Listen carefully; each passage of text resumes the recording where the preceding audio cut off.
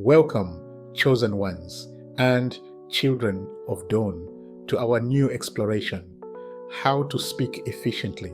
Long before the days when Aristotle taught his philosophy beneath the porch of the Lyceum, awakening thoughts which, called forth by the magic power of words, were changed into living pictures. Oratory was the tie that bound souls together. Centuries have fallen into the vortex of eternity, but the art of governing, whether the state or the individual, has always necessitated eloquence by creating the need for the existence of conviction. With deep interest, we delve into the works of an eloquent speaker, a man who lived alone and was a thinker rather than a popular orator. His understanding, inspired by the lessons he received from the constellation of great Greek orators, whose glory still illuminates his epoch, influenced him in the art of formulating his thoughts and in his expression of them. Looking over his writings, one shall find valuable information, new points of view, and above all, an exactness of judgment most remarkable. He teaches us to win consideration by the prestige of speech, affording us the means of cultivating this priceless gift, eloquence. At present, the number of public speakers increases daily as they seek to defend their interests and justify their convictions. The complex industrial organizations, the unions becoming more and more important, the syndicates, and even the ordinary state deputations, all seek orators whose eloquence will be sufficiently persuasive to present advantageously their claims and to set forth the importance of their rights. Everyday reunions take place where each person interested is allowed to offer his opinion or to explain principles referring to the general welfare of the people or to an individual claim. This underscores the timeless necessity and power of effective communication. Join us as we uncover the principles and techniques that lead to speaking efficiently and eloquently. Let us learn from the masters of old and new, understanding how to harness the power of words to connect souls, convey convictions, and influence the world around us. Before Aristotle's teachings echoed through the columns of the Lyceum, the power of words was recognized as a binding force among souls. Truly, as it is said in the Tao Te Ching, nature does not hurry, yet everything is accomplished. Similarly, words might seem simple, yet they possess the power to transform thoughts into living realities. The art of speaking efficiently is not just in the eloquence of words, but in the conviction they carry. This conviction can move mountains and stir the hearts of men.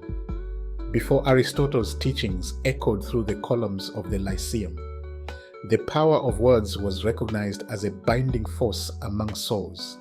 Truly, as it is said in the Tao Te Ching, nature does not hurry, yet everything is accomplished. Similarly, words might seem simple, yet they possess the power to transform thoughts into living realities. The art of speaking efficiently is not just in the eloquence of words, but in the conviction they carry. This conviction can move mountains and stir the hearts of men. In the beginning of the world, as Xanthes observed, primitive man was content to imitate the language of animals. This observation furnished them with a considerable number of imitative words, which, in time, were changed into syllables. The needs of existence, then very limited and always the same for everyone, ensured the repetition of these syllables, which soon became for men of the same race the distinctive mark of their special affinities. These same sounds were used to designate the same objects, and this effort was the first manifestation of the union of mental and material life. As the necessities of existence increased and the field of imagination enlarged, man was no longer content to imitate the sounds produced by animals.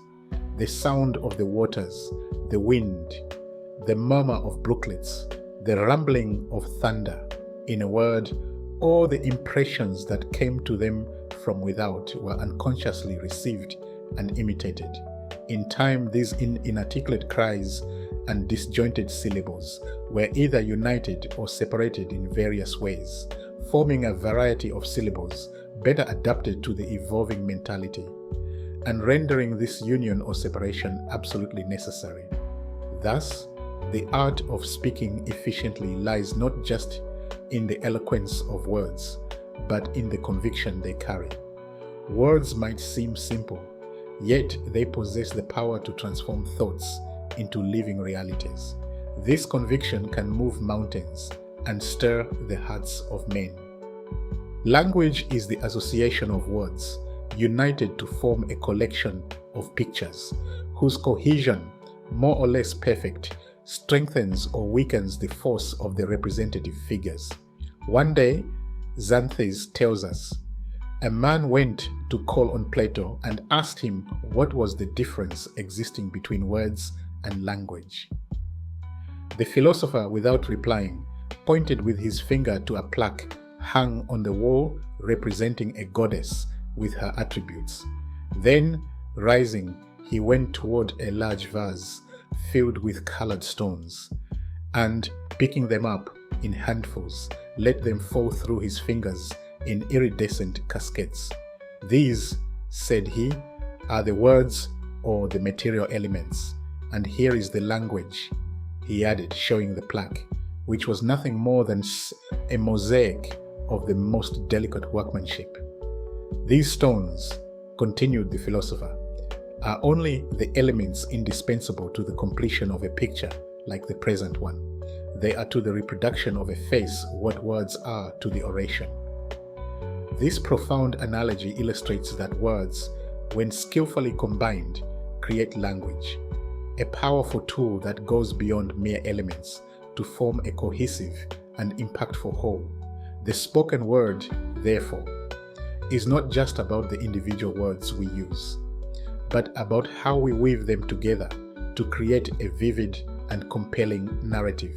Speech, at its core, is a social act, an expression of our desire to connect with others, to share our thoughts, feelings, and experiences. It is through this connection that we find sympathy and understanding. The art of speaking efficiently involves not only the choice of words, but the ability to craft them into a language that resonates with our audience, evoking empathy and fostering deeper connections. Dear chosen one, language is indeed a marvelous and multifaceted phenomenon, weaving the strands of the material and the spiritual into a tapestry of communication and understanding. In the realm of quantum mechanics, we learn that everything in the universe is interconnected at the most fundamental level. This idea can be applied metaphorically to language, suggesting that words and phrases don't just exist in isolation, but interact in a complex web of meanings and associations.